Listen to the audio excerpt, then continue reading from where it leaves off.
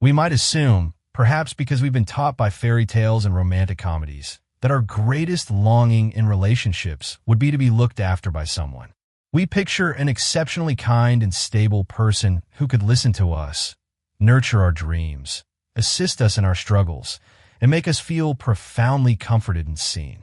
This is the idealized version of love we are sold. Finding a rock, a safe harbor in the storm of life. But this common assumption is to ignore just how strong there is in some of us a diametrically opposed and often unconscious aspiration. It is a powerful wish to find someone who is, in fact, the storm itself. Someone who is in a lot of pain and trouble, who's confused and sad, chronically unhappy and perpetually overwhelmed. This is a person who, by the very nature of their circumstances, cannot possibly do very much for us. And this is the crucial part, they are someone who we, on the other hand, have every opportunity to hold, appease, calm, and heal. For this group among us, a partner's troubles aren't just unfortunate nuisances to be managed or overcome together. They are, paradoxically, the very core of the attraction. They are what makes the person seem real, deep, and worthy of love. We feel our heart tighten with a sense of purpose when we learn that someone had a difficult, neglectful childhood. We feel a pull of profound empathy, almost a sense of destiny, when we discover they are isolated and adrift, that they've been bullied at work, or are made to feel utterly worthless in a past relationship. These are not merely regrettable incidentals in their life story. For us, these wounds lie at the magnetic center of our feelings of love. The broken wing is what we fall in love with. For us to be this way, there tends to have been a certain sort of childhood. This pattern doesn't emerge from a vacuum.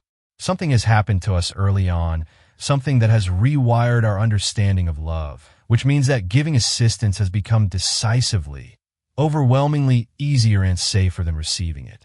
We might say that every child, at the start, longs to receive unconditional love.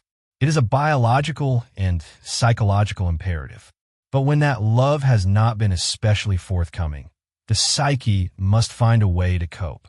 If our primary caregivers were unavailable perhaps because mom was consumed by her own anxieties, or dad was low in spirits and emotionally distant, or maybe the household was chaotic, or a sibling's illness demanded all the attention a child learns a painful lesson. My needs are a burden. To express my longing for care is to risk rejection or to add more stress to an already fragile system. So, one of the most brilliant and tragic ways a child handles this absence is to turn into a compulsive caregiver. It is a psychological masterstroke of self-preservation. We learn to offer others precisely what we wish could have been offered to us. We turn our own deep deficiency into a seemingly endless bounty for others. In a way, we locate the needy, vulnerable, and uncared for part of ourselves in someone else, and then we rush to heal it in them, as a poignant and indirect alternative to addressing it in ourselves. This journey often begins quietly. When we've had to forego our wish to be nurtured and understood, we might have started by meticulously looking after our teddy bear, treating it with the tenderness we craved. As we grew, this pattern moved on to our friends at school. We became the reliable confidant, the one who always listened to others' problems. And eventually, in adulthood, we discovered our greatest, most intoxicating sense of purpose and satisfaction in salving the deep and complex woes of our lovers. Our identity becomes fused with being the strong one. It's no surprise, then, that we may now be rendered hugely uncomfortable, even panicked, whenever the tables turn, even for a moment. If a lover, with genuine kindness, said, "Tonight, it's going to be all about you.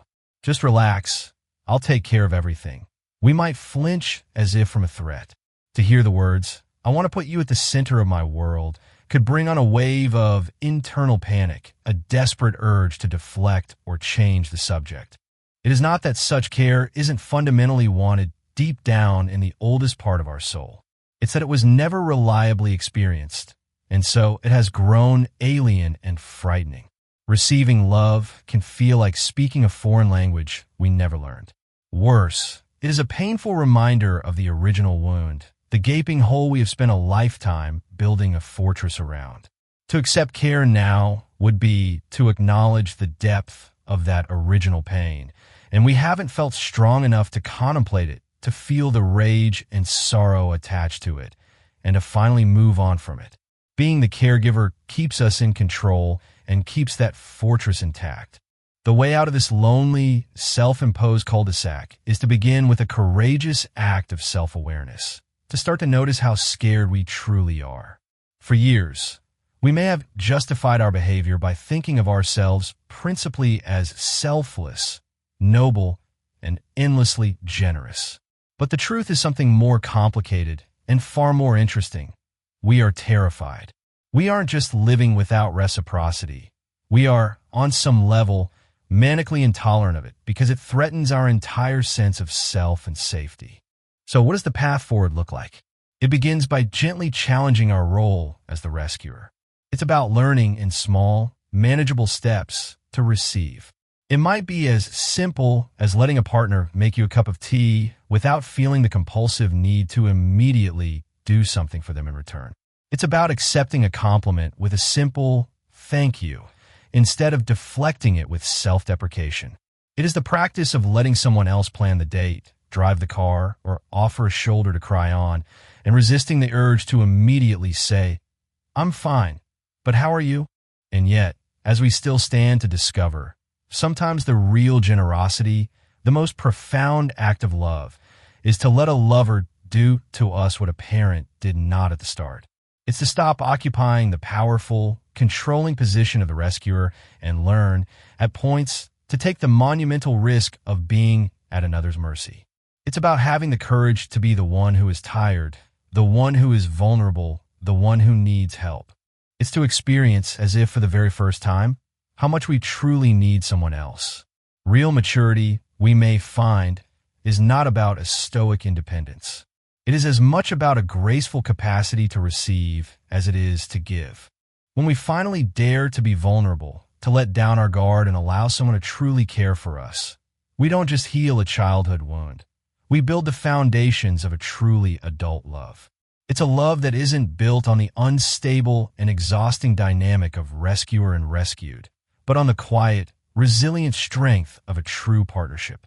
It is the profound comfort of knowing that on the days you cannot be strong, someone else will be strong for you, and that this is not a sign of your failure, but a gift of your connection. This is the ultimate reciprocity, a love where both partners can finally and safely come home to each other, sharing both the burdens and the joys in a beautiful, flowing dance of give and take. If this exploration of relationships resonated with you and offered a moment of clarity, we invite you to join our community on a journey of greater self-understanding.